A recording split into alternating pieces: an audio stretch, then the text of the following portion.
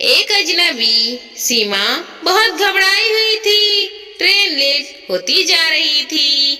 9 बजे पहुंचने का टाइम था, पर 11 बजे जा रहे थे। रात को अभी भी स्टेशन दूर था। इतनी रात में वह अकेले कैसे घर जाएगी? स्टेशन से उसका घर काफी दूर था। सीमा की उम्र कई 35 वर्ष होगी। 2 साल पहले उसके पति की दुर्घटना में मृत्यु हो गई थी। उसका 10 वर्ष का बेटा नानी के पास दूसरे शहर में रहता था।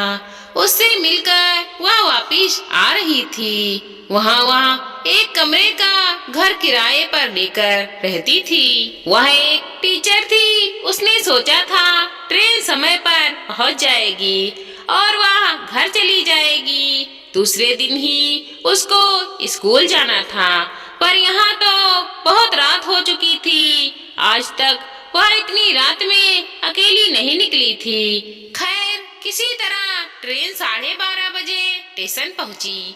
जल्दी जल्दी वह ट्रेन से उतरी और स्टेशन के बाहर आई। काफी चहल पहल थी। हिम्मत करके वह एक टैक्सी में बैठ गई, जिसमें पहले से कुछ लोग बैठे थे। टैक्सी ड्राइवर ने टैक्सी दौड़ा दी। रास्ते में सड़क सुनसान थी। नवंबर का महीना था। सीमा को बहुत डर लग रहा था। वो चुपचाप मन ही मन में भगवान का नाम जपे जा रही थी। उसका घर पास आ गया था। टैक्सी ड्राइवर से उसने रोकने को कहा। ड्राइवर ने टैक्सी रोक दी। सीमा टैक्सी से उतर गई। पैसे दिए। उसके साथ 2-3 लोग और भी उतरे। वहाँ से उसके घर का पैदल रास्ता था, पर सड़क पर घोर सन्नाटा था।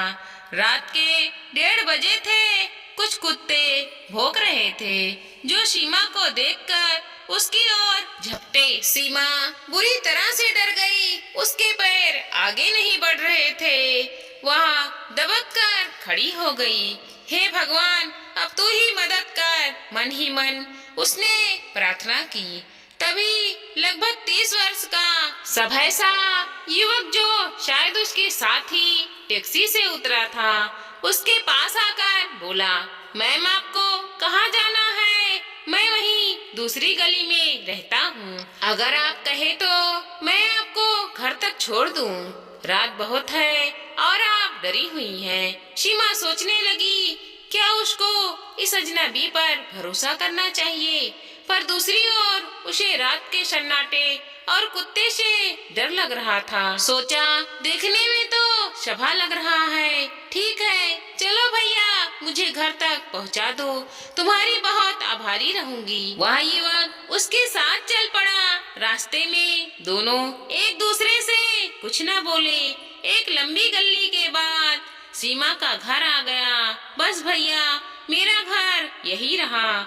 बहुत धन्यवाद आपका, कहकर उसने अपने घर का ताला खोलकर और अंदर चली गई। युवक मुस्कुराकर वापस चला गया। सीमा घर आकर सोच रही थी कि आजकल के दौर में भी इतने अच्छे लोग हैं, जो बिना किसी स्वार्थ के लोगों की सहायता करते हैं। वह युवक चाहता तो उसके अकेलेपन का फायदा उठा सकता था, पर उसने निस्वार्थ होकर सीमा की सहायता की। धन्य हो वह माता पिता, जिन्होंने इतने अच्छे संस्कार दिए अपने बेटे को। दोस्तों, हमारी इस छोटी सी कहानी को लाइक करें, शेयर करें।